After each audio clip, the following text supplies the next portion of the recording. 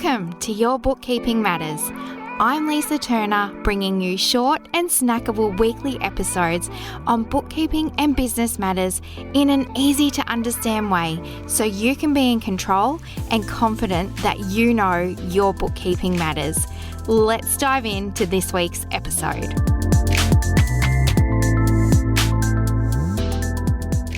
Today on Your Bookkeeping Matters, we're talking e-commerce with one of my favourite people in the world, Naomi Rohr from Avarcas Australia. Naomi is my very best friend and the first client I ever had in my bookkeeping practice accounted for you. So this is a very exciting and special episode for me as well as you. Avarcas Australia, or Naomi, designs and imports these gorgeous handmade traditional sandals all the way from Menorca, Spain. And Avarcas is the traditional name of the sandal. To describe them, if you don't know what I'm talking about, they are a super comfy, flat and beautiful sandal-like shoe, and I quite literally wear them everywhere. Naomi started Avarcas Australia way back in 2016 by just ordering a handful of shoes for family and friends, myself included, of course. And this was just a side hustle for her at the time, ordering shoes that she really loved. It then grew pretty quickly into a full-blown company with a warehouse, inventory, wholesale stockists, so lots of moving parts.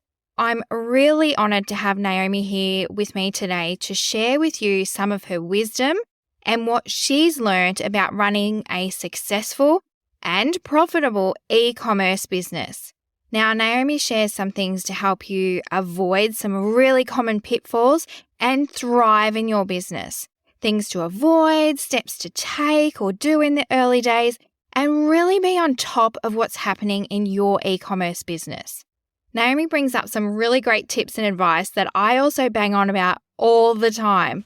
So, enjoy this special show.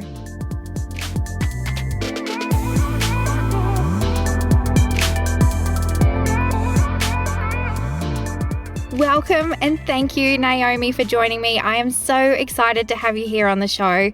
I want to dive straight into my first big question for you. Being in e-commerce, there are so many things that you have to do and be on top of. Most importantly, what is your tech stack that you use and love to really help you thrive? Thank you so much, Lisa, for having me. My tech stack is really simple. I like to keep everything streamlined. And so my tech really is Xero for my accounting, and then Shopify for my e-commerce platform and all of the apps that come within that. And when you say all the apps that come within that, does that help you in terms of keeping it really simple, less overwhelming, or you have tried other software, didn't like it, have gone back to Shopify? Yeah, definitely the latter. So as the business has grown, I've changed platforms over the years. I originally started with the Shopify, and then as the business grew exponentially really fast and I needed a better inventory management system, I switched to a different provider. But I've recently gone back to Shopify now that there is so much more to choose from in terms of the app selection. I actually use probably half a dozen apps within Shopify, but the great thing about that is the system is customizable to what I need. So I've got something that manages my inventory called Inventory Planner. I've got Wholesale Gorilla, which does the wholesale side of things. I've got a Selly app, which does the sales side of things, and then also apps for reviews and also rewards program for customers. Sounds like you have definitely got a really streamlined process. And do you feel like that helps you in terms of cost and reducing overwhelm? Because I know that really affects a lot of people trying to keep on top of all the different tech stacks and the pricing and managing them all and integrating them all and when things go wrong. So is that why you decided to keep it all in Shopify? Yeah, absolutely. Bringing it all in-house into Shopify definitely makes it easier. You can see all the apps, you can see what your monthly cost is for that app. And there are often other apps that are just as competitive in terms of functionality, but then you can look at the pricing as well. So there's multiple options that will do the same job. Oh, that's great, because that kind of leads into my next question. Why are those ones important to you to help you keep on top of your numbers, both in terms of stock and how the business is traveling financially? So it sounds to me like it's those two main ones, Xero and Shopify, are important because they do both of that really well together, manage your stock and your finances. Yeah, I love that they talk to each other and that we can access everything in one place and definitely keep on top of numbers and inventory and stock and all that kind of stuff. Because you touched on this earlier, and obviously I've seen it firsthand being with you since you started your amazing business. Are there any that you would recommend to avoid using, or it really just depends on your business in terms of what tech you like and what you find easy to use? Yeah, what I like about Shopify and the available app options is that they've often got a trial period. So I might be looking for something specific. I will download the trial period, give it a crack. And if it doesn't do what I want it to do, I can cancel it within that trial period. And I've pretty much done that for every app that I've ever installed. It just gives you a way to get to know if it's going to do what you need it to do. And it might not be what you're looking for. And if it is, great. And if it's not, you can choose something else. Perfect. I love that answer because I don't like to say there's a one box fits all for anything, and to hear you say try them and see what works for you. If it doesn't work, try the next one. I love that, and it's really great advice for all the e-commerce businesses out there because you are not all the same, and what works for one might not work for another. So make sure you try the things and go from there. And with that, you've grown a really impressive business from the ground up. I would love to know, what are some of the key things that you've done over the years to help you grow and be more profitable? Initially, when I started the business, it was a bit of a side hustle and I really didn't know if it was going to become a fully fledged business idea that I would work in full time. And you would know that being with me right from the start. And then as it grew quite quickly, I realized, okay, this probably has some legs and it may work. And so the first thing that I did was actually hire a business coach. When you're in e-commerce working by yourself, you don't often have those people that you can bounce ideas off. I was fortunate that I had you in that aspect, but I wanted someone who had been through a similar business journey in e-commerce. And so I did that around 6 months into the business and worked with her for initially 6 months and then another 6 months after that. And that really helped me streamline a lot of the processes in the business, work out where I wanted to go, implemented wholesale, which become quite a huge part of income generating for the business going forward.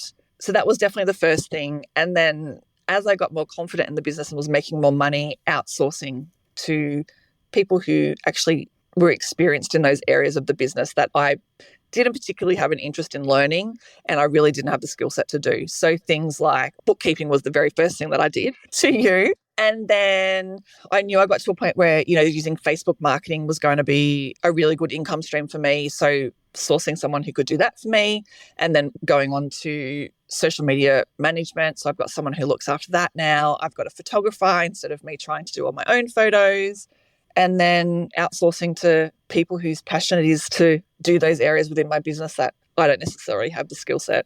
That answers that perfectly because that gives you more time back to do the revenue generating things that you want to do and work on to grow and become that more profitable that you're looking to do, because that's exactly the perfect reasons that people should outsource when they get to that point. And you touched on another really important point when outsourcing. Start with one thing and then do the next thing. You don't have to outsource everything all at once, just as you're ready and as you can and as you want to.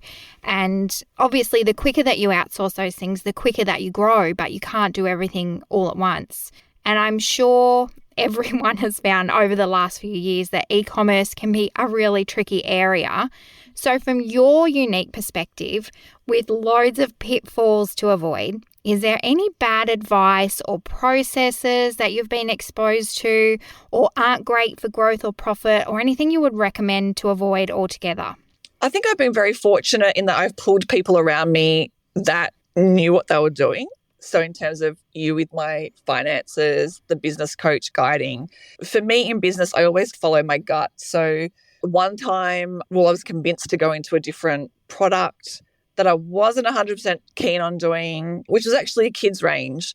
I was not sure if I was ready for that kids range and invested a fair bit of money in getting that into the country. And they didn't do as well as I had hoped. And I wish now that I had have just stuck to my guns and thought, no, I'm not ready for that. That's really good. And I think that's due to the fact that you made some smart decisions and surrounded yourself with people to help you in business and learn from them as you went. In that case, though, what kind of issues did you run into or things that you could have done differently or advice you would give in terms of things to do with profit? So one of the things I would say is in terms of GST, because it was just a bit of a hobby and I wasn't anticipating it becoming a fully fledged business, I didn't really think about GST when we started. And then I don't know how many months in it was where I remember you coming to me and saying, we have to register for GST, but I hadn't factored that into my costings. And so that meant a complete overhaul of how I sold my product. It also kind of affected wholesale pricing. Well, actually, I hadn't even thought about wholesaling at the beginning either. So when I set up my pricing, it didn't cater to wholesale. So that was another big change. So I think you have to look potentially, what are you wanting to do down the track? Are you going to need to be registered for GST if the business does really well? Are you going to want to wholesale if the business does really well? There's two really great points I'm picking up from you there. And one is a huge one, and this applies to any businesses, not just e-commerce, to plan ahead and look ahead and not just worry about what's happening right now. If you want the business to grow, you have to look ahead and help it grow in terms of the GST and other things. And something else that is really coming out in that is with e-commerce, if you think you might be needing to register for GST at any time in the near future, you should factor that into your pricing, because if you do need to register and it adds on an extra 10% to the price that you're selling to your clients, they're end users, as in they're not businesses, so they can't claim that GST back. So it really is a 10% price increase that will be difficult to communicate and tricky to put such a big price increase in one go. You can't see me, but I'm completely nodding constantly. I agree. Because that was a really tricky point in the business, because I had to then come to my customers that I'd been trying to develop that relationship with to then say, oh, sorry, I now need to charge you 10% extra to cover my GST. And I felt really bad about that because I was trying to give a product at a good price point to the customers. Fortunately, it wasn't an issue. Well, I didn't get any backlash, but yeah, I definitely wish I had have thought about that. And I feel like you didn't get too much backlash because you were really upfront about it, you were really open about it, and you spoke to your clients and let them know what was happening without just saying, oh, hey, here's a 10% price increase. Yeah, I think being transparent and being open and honest with your customer base. So I've had to do that when the GST rose, and then when I was no longer able to absorb the freight costs, I had to then start charging freight. But I think if you come to it from honesty, and not that I'm just adding on an extra percentage to try and put that into my hip pocket, it's just to cover those expenses, then I think most customers would understand. Yeah, absolutely. And that's what you want. You want customers to understand and be upfront, and especially with e-commerce, because it can be such a tricky area, so many things to take on, so many things to communicate with them, keep them up to date, and sometimes they don't like change. So the more you're upfront and transparent about it, the better it can be for you and for them. And aside from that, are there any other pitfalls that you'd wish you'd known about to avoid? One that I want to touch on is pricing in terms of your costs and things. What do you wish you had done differently, or some advice you would give on that in terms of pricing for e-commerce? I think when you start out, you don't really understand the amount of cost involved in running a business. You think, oh, I'm going to buy a product, I'm going to increase that by 100% and sell it on to somebody else. But there are so many other factors that contribute to your pricing. And so having a spreadsheet or having something that makes it easy to work out is definitely something I would suggest. And what I'm referring to there, and Naomi is as well, because she was my tester when I was creating it, was the pricing calculator that's available as a free download on my website, where you can plug in your costs for each area of the product that you sell, and even for service if you're a service-based business, to make sure you really think about your costs, because like Naomi just said, there are so many costs that you forget about, and if you don't put them all in and you aren't covering them, you could very well be selling your product at a loss before all of your other costs. And I think it's important, that spreadsheet is vital. So whenever I'm doing a new product, I'm always checking cost breakdown. But particularly for businesses like mine, where you're importing from overseas and it's dependent on the dollar and the fluctuations with that, it's always good to go back in and double check. That's a great tip. And I say that to people all the time. Don't set and forget. Keep checking. Yeah, keep checking, because, during COVID and like the last couple of years, like my freight costs have gone up considerably because I'm no longer importing via sea and it's all via air, which became insane. Yeah, I don't know what the percentage increase was, but it was ridiculous. But then editing those spreadsheets to go, okay, right, say that price per pair of shoes went from $5 to $10, making sure that I was still covering those costs. So yes, shameless plug for your spreadsheet. Oh, it's not a shameless plug. I plug it all the time. I put it in my numbers list that goes out. So if you haven't already grabbed yourself a copy of that free pricing calculator, go ahead and grab that. The feedback that I get from that, everyone loves it and how helpful it is and how simple it is to use. And I really love all those simple insights that you've just given today, because they're simple things that once you know them, you can keep an eye out for them. You can plan into the future, which is a really great tip. And it will help people to be aware of things to look for and really highlight, to do your research and make sure the thing that you're looking at in terms of apps is right for you and your business. And it's so helpful to other small business owners because it's from your own real life experience. And I just find that people relate to that so much better. So I really appreciate you coming on the show today. Do you have any other last hacks or tips for e-commerce businesses that are growing or wanting to be more profitable?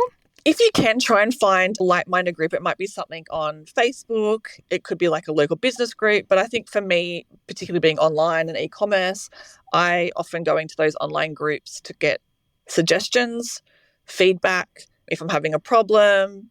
Just general questions, and to connect with other people and hear about what they're doing and what works for them and get ideas for yourself. That's a really great tip. Thanks for sharing that. Someone's always done it before you. So there's always someone that's going to be able to provide a bit of feedback.